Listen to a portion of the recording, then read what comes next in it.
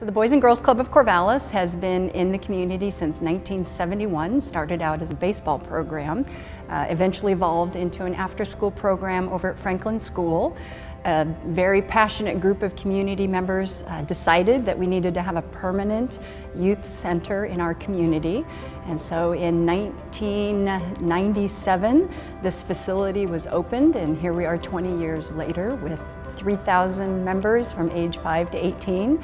And getting ready to start our next chapter by creating an expansion space that will house high school teens and a wellness clinic that will focus on behavioral health and physical health.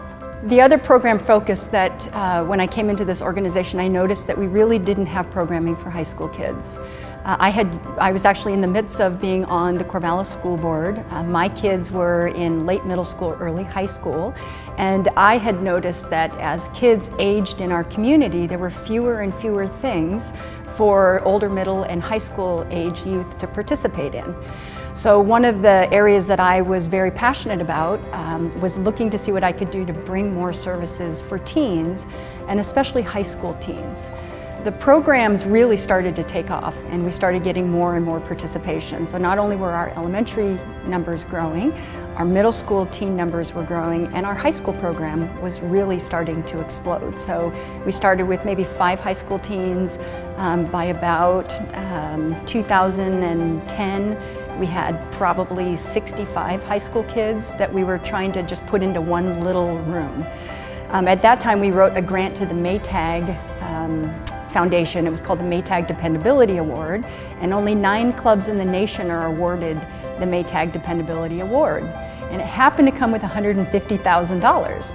And so what we had pitched to them in this application is that we were looking to expand our high school programs and really focus not only on academic success, but also on some of the job and career readiness programs that we've really developed over the last several years. So with the $150,000 from the Maytag grant, we were able to expand from 1 room in our building to 3 rooms in our building. But the consequence of that is that it actually pushed elementary and middle school kids out of their study spaces, so we ended up expanding with a modular. And that was when our board of directors, and really led by our facilities committee, and at that time our chair was Bart Starker, and Bart felt really strongly that we needed to look for a permanent solution to house our growing high school program. I think it became pretty clear over just a few years that the success of a teen center was clearly possible. The kids started coming, and things like the coffee shop and just a dedicated space for high school kids attracted a lot of kids coming after school. I think one of the most incredible evenings was back in December of 2013. Clay and Helen and I went to a meeting at the Starker Forest offices. I think it's the Starker Foundation, and put together a pitch for initial funding, lead funding for this facility. I got a phone call from the Starker family, and they asked us to come over, and they presented us with what I call the Just Get It Going funding. It was $1 million check, and they said, "We believe in what you're doing for the youth of this community. We want to be a part of this. We want to help you get this rolling for the teens in not just Corvallis, but Benton County." And so that was really the start of our capital campaign for the Johnson Center for Youth Excellence. My family's a strong believer in the Boys and Girls Club. It goes way back to when my dad really saw the building of this initial building back in, I guess it completed in 1997. And he was instrumental in that effort to get a space for the Boys and Girls Club. The Starker family is very excited about the Center for Youth Excellence because we wanted a space where these teens can really belong, and where they can be mentored, and where they can become their best self, even better than they thought they could be. I think the Center of Youth Excellence is going to have the biggest impact on our community out of any other project that I have seen. We're giving teenagers an opportunity to have real live job training, resume building, interview practice, and trying to learn to be the people that they want to become in the long term. The Center for Youth Excellence is going to make a huge impact in a lot of teens' lives, because it will be that bridge between the academic world and their future, work, career, post-secondary life. This is a space that is specifically designed for high school students. It's there in which they get to participate in terms of what we do with it, how we use it, and they get to identify with it without feeling like they're hanging out with 6-year-olds, and which is sort of important when you're 16. There's a long list of things that I think make the Center for Youth Excellence to be a place that I can't help but just be overwhelmingly excited about. I want to reach out and touch someone's hand and make this a better world if we can.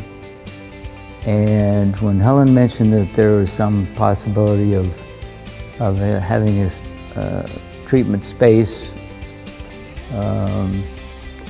to help kids with their mental health needs and behavioral health needs, this intrigued me very much, because I don't think the community itself is aware of the tremendous need for this area in the health of children. The kinds of challenges that we face can't be solved by one group. We can't say, oh, the high school has to solve all these problems or meet all these needs, or Lynn Benton Community College, or the county or the city.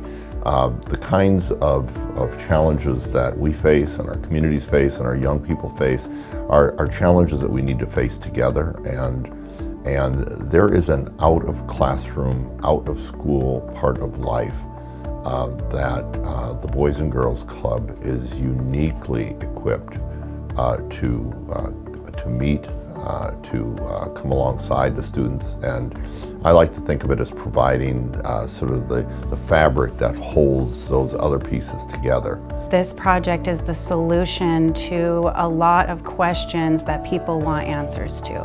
How do we keep our kids in school? We have to send them to the Center for Youth Excellence. How do we get them jobs? We need to send them to the Boys and Girls Club. How do we keep them in college? We need to get them into the programs at the Boys and Girls Club. It's an investment in the next generation. I think the Boys and Girls Club, I'm sure it fulfills those needs that kids need to keep them on the right direction. They can come here, there's learning, there's all the skills that help them every day when they complement the school district, okay, in that they're teaching the kids skills that helps them get out of high school, graduate, and then be able to either go on to Lynn Benton Community College or OSU, or some place that they can learn more skills or go into the workforce. The strongest communities are the ones in which everybody's a player. And I think that is the core mission that the Boys and Girls Club at Lynn Benton Community College share. I think here with the program, to get more of an introduction to what is coming later in life, like that things that will affect me more, like going on into college and focusing more on my career. And I think that's what the programs here help you go, like shape you into being, like figuring out who you are and what you want to do later in life. I think what excites me more about the new Teen Center is just getting teens more attracted to club, because many don't know what actually club is. To me, club has always been a place where I can be myself and I can express myself, and where I have many opportunities, and I wish more teens knew about that. Also, I think that it's a place where anyone has a chance, anyone's giving a chance. The Starker family is really grateful for the opportunity to contribute to projects like this and to organizations like the Boys and Girls Club, who do such great work for the youth in our community. More recently, due to my dad's health, he hasn't been able to be involved recently.